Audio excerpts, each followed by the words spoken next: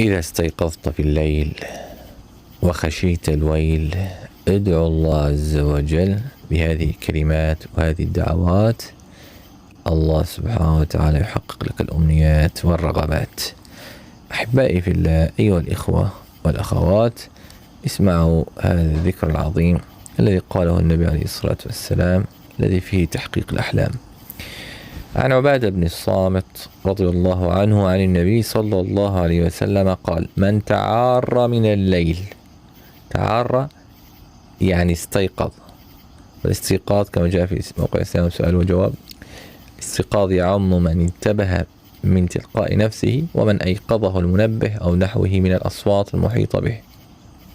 نعم، من تعار من الليل فقال: لا إله إلا الله وحده لا شريك له، له الملك وله الحمد وهو على كل شيء قدير، الحمد لله وسبحان الله ولا إله إلا الله والله أكبر ولا حول ولا قوة إلا بالله.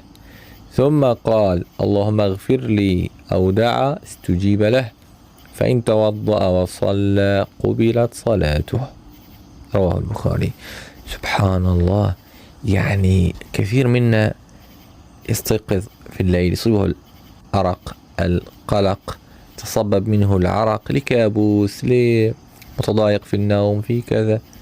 استيقظت، اذكر الله عز وجل واشكر الله سبحانه وتعالى واطلب من الله سبحانه وتعالى ما تريد، ويقبل دعاءك كما قال عليه الصلاة والسلام: إن قمت فصليت قبلت صلاتك وتحققت أمنياتك. أسأل الله أن يبارك لنا ولكم يا رب، آمين أجمعين.